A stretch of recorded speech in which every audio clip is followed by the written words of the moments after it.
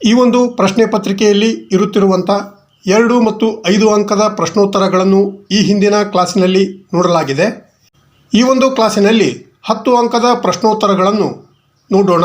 ವಿಭಾಗ ಖದಲ್ಲಿ ಕೆಳಗಿನವುಗಳಿಗೆ ಪ್ರತಿಯೊಂದಕ್ಕೂ 500 ಶಬ್ದಗಳು ಮೀರದಂತೆ ಬೇಕಾದ 3ಕ್ಕೆ ಉತ್ತರಿಸಿ ಅಂತ ಇದೆ. ಇಲ್ಲಿ 4 ಪ್ರಶ್ನೆಗಳನ್ನು ಕೊಡಲಾಗಿರುತ್ತದೆ. ಅವುಗಳಲ್ಲಿ ಬೇಕಾದ 3 ಪ್ರಶ್ನೆಗಳಿಗೆ ಮಾತ್ರ ಉತ್ತರಿಸಬೇಕು. ಪ್ರತಿಯೊಂದು ಪ್ರಶ್ನೆಗೆ 10 ಅಂಕಗಳಂತೆ 3 ಪ್ರಶ್ನೆಗಳಿಗೆ 30 ಅಂಕಗಳು ಆಗಿವೆ. ಇದರಲ್ಲಿ ಮೊದಲ ಪ್ರಶ್ನೆ 12 ಭಾರತದ ಹಿಮಾಲಯ ಪರ್ವತ ಶ್ರೇಣಿಗಳನ್ನು ವರ್ಣಿಸಿ ಅಂತ ಇದೆ.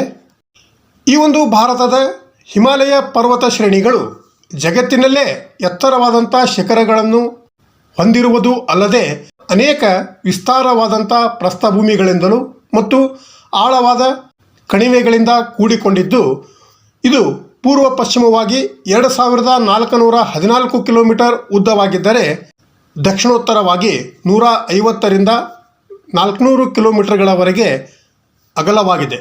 ಇದು ಸುಮಾರು 5 ಲಕ್ಷ ಚದರ ಕಿಲೋಮೀಟರ್ ವಿಸ್ತೀರ್ಣವನ್ನು ಹೊಂದಿದ್ದು, ಈ ಒಂದು ಹಿಮಾಲಯ ಪರ್ವತವನ್ನು ದಕ್ಷಿಣದಿಂದ ಉತ್ತರಕ್ಕೆ 4 ಭಾಗಗಳಾಗಿ ಅಂದರೆ ಶಿವಾಲಿಕ್, ಹಿಮಾಚಲ, ಹಿಮಾದ್ರಿ ಮತ್ತು ಹೊರ ಹಿಮಾಲಯವೆಂದು ವಿಂಗಡಿಸಿದರೆ, ಪಶ್ಚಿಮದಿಂದ ಪೂರ್ವಕ್ಕೆ ಮತ್ತೆ 4 ಭಾಗಗಳಾಗಿ ಅಂದರೆ ಕಾಶ್ಮೀರ್ ಹಿಮಾಲಯ, ಕುಮಾವುನ್ ಹಿಮಾಲಯ, ನೇಪಾಳ ಹಿಮಾಲಯ ಮತ್ತು ಅಸ್ಸಾಂ ಹಿಮಾಲಯವೆಂದು ವಿಂಗಡಿಸಲಾಗಿದೆ.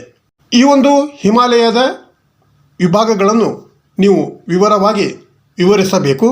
ಇನ್ನು ಪ್ರಶ್ನೆ 13 ಭಾರತದ ಕೃಷಿ ವಾಯುಗುಣ ಪ್ರದೇಶಗಳನ್ನು ಕುರಿತು ಬರೆಯಿರಿ ಅಂತ ಇದೆ. ಈ ಒಂದು ಭಾರತದ ಕೃಷಿ ವಾಯುಗುಣ ಪ್ರದೇಶಗಳು 15 ಪ್ರದೇಶಗಳು ಇದ್ದು ಅವುಗಳನ್ನು ಇಲ್ಲಿ ನೀವು ನೋಡಬಹುದು. ಈ ಒಂದು ವಿಷಯಕ್ಕೆ ಸಂಬಂಧಪಟ್ಟಂಥ ವಿಡಿಯೋ ಅಂದರೆ ಕ್ಲಾಸ್ ಇದೇ ನಮ್ಮ ಚಾನಲ್ದಲ್ಲಿ ಭಾರತದ ಕೃಷಿ ವಾಯುಗುಣ ಪ್ರದೇಶಗಳು ಅಂತ ಇದೆ, ಅದನ್ನು ನೋಡಿ ತಿಳಿದುಕೊಳ್ಳಬಹುದು. ಇನ್ನು ಪ್ರಶ್ನೆ 14 ಕೃಷಿ ಆಧಾರಿತ ಕೈಗಾರಿಕೆಗಳು ಸ್ಥಾಪನೆಗೆ ಅವಶ್ಯವಾಗಿರುವ ಸ್ಥಾನಿಕ ಅಂಶಗಳನ್ನು ವಿವರಿಸಿ ಅಂತ ಇದೆ. ಈ ಒಂದು ಕೈಗಾರಿಕೆಗಳ ಬೆಳವಣಿಗೆಯು ಅನೇಕ ಸಂಕೀರ್ಣಮಯವಾದಂಥ ಅಂಶಗಳ ಒಟ್ಟುಗೂಡುವಿಕೆಯ ಪರಿಣಾಮವಾಗಿದೆ. ಇವುಗಳನ್ನು ಕೈಗಾರಿಕಾ ಸ್ಥಾನೀಕರಣ ಅಂಶಗಳು ಎಂದು ಕರೆಯಲಾಗುತ್ತದೆ. ಅಂದ ಮೇಲೆ ಈ ಒಂದು ಕೃಷಿ ಆಧಾರಿತ ಕೈಗಾರಿಕೆಗಳ ಸ್ಥಾಪನೆಗೆ ಅವಶ್ಯವಾಗಿರುವಂಥ ಸ್ಥಾನಿಕ ಅಂಶಗಳು ಯಾವುವು ಅಂತ ನಾವು ನೋಡಿದಾಗ, 1 ಕಚ್ಚಾ ವಸ್ತುಗಳು, 2 ಶಕ್ತಿ ಸಂಪನ್ಮೂಲಗಳು ಅಂದರೆ ವಿದ್ಯುತ್ ಶಕ್ತಿ, 3 ನೀರು ಅಂದರೆ ನೀರಿನ ಸೌಲಭ್ಯ, 4 ಬಂಡವಾಳ, 5 ಕಾರ್ಮಿಕರು, 6 ಉತ್ತಮ ಮಾರುಕಟ್ಟೆ, 7 ಸಾರಿಗೆ ಸಂಪರ್ಕ, 8 ಸರ್ಕಾರದ ನೀತಿ, 9 ವಾಯುಗುಣ ಮತ್ತು 10 ಇತರೆ ಅಂಶಗಳು. ಅಂದರೆ ಇದರಲ್ಲಿ ಭೂಮಿ ಈ ಒಂದು ಕೃಷಿ ಆಧಾರಿತ ಕೈಗಾರಿಕೆಗಳ ಸ್ಥಾಪನೆಗೆ ಅವಶ್ಯಕವಾದಂಥ ಸ್ಥಾನಿಕ ಅಂಶವಾಗಿದೆ. ಈ 10 ಸ್ಥಾನಿಕ ಅಂಶಗಳು ಕೃಷಿ ಆಧಾರಿತ ಕೈಗಾರಿಕೆಗಳ ಸ್ಥಾಪನೆಗೆ ಅವಶ್ಯವಾಗಿರುವಂಥ ಸ್ಥಾನಿಕ ಅಂಶಗಳು ಆಗಿವೆ. ಇನ್ನು ಕೊನೆಯ ಪ್ರಶ್ನೆ 15 ಮಾನವ ಅಭಿವೃದ್ಧಿಯ ವಿವಿಧ ಸೂಚ್ಯಾಂಕಗಳನ್ನು ಕುರಿತು ಬರೆಯಿರಿ ಅಂತ ಇದೆ. ಈ ಒಂದು ಮಾನವ ಅಭಿವೃದ್ಧಿಯು ಜನರು ಜೀವಿಸಲು ಹೆಚ್ಚು ಸ್ವಾತಂತ್ರ್ಯ ಮತ್ತು ಅವಕಾಶಗಳನ್ನು ನೀಡುವುದು ಆಗಿದೆ.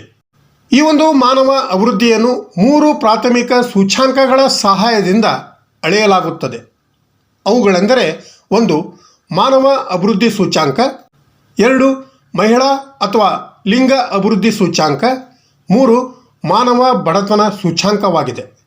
ಈ 3 ಸೂಚ್ಯಾಂಕಗಳನ್ನು ಆಧರಿಸಿಕೊಂಡು ಮಾನವ ಅಭಿವೃದ್ಧಿಯನ್ನು ಅಳೆಯಲಾಗುತ್ತದೆ. ಇದನ್ನು ಅಂದರೆ ಮಾನವ ಅಭಿವೃದ್ಧಿಯನ್ನು 0ದಿಂದ 1ರವರೆಗೆ ಸೂಚಿಸಲಾಗುವುದು.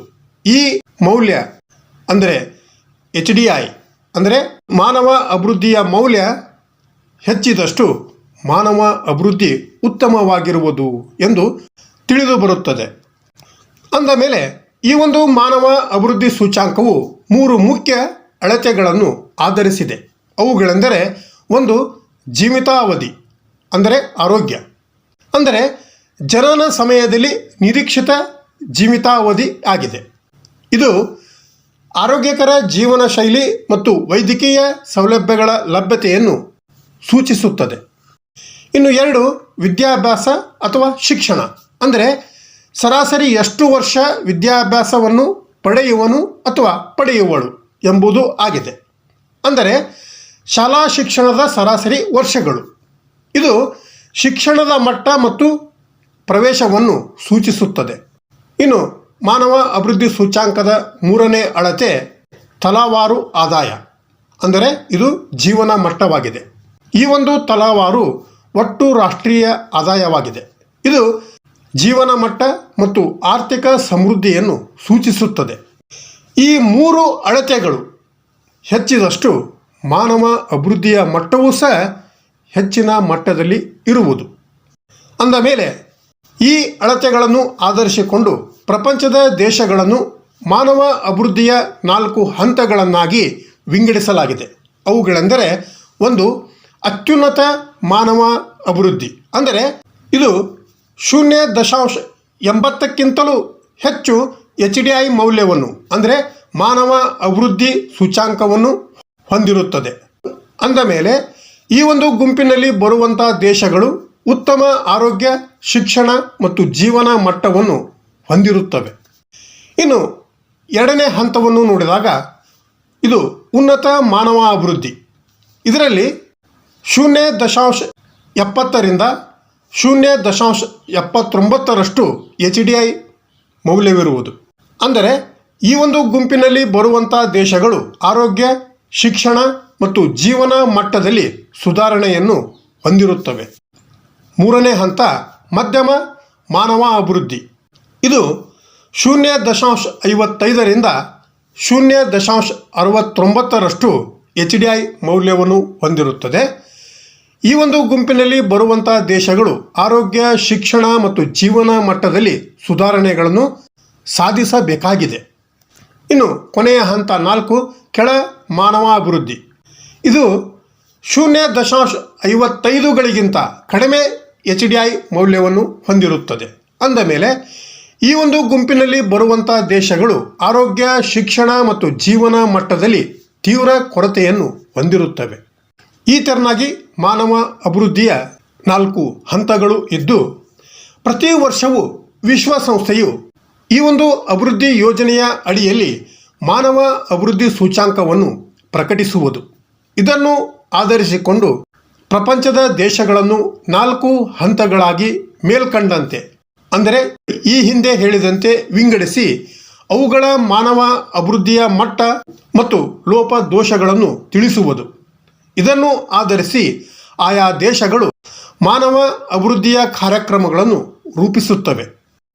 ಈ ತೆರನಾಗಿ 2024ರ ಪ್ರಶ್ನೆ ಪತ್ರಿಕೆಯಲ್ಲಿ ಇರುತ್ತಿರುವಂಥ 10 ಅಂಕದ ಪ್ರಶ್ನೋತ್ತರಗಳು ಇವಾಗಿದ್ದು, ಶುಭವಾಗಲಿ ಎಂದು ಹಾರೈಸುತ್ತಾ ಮತ್ತೆ ಭೇಟಿಯಾಗೋಣ.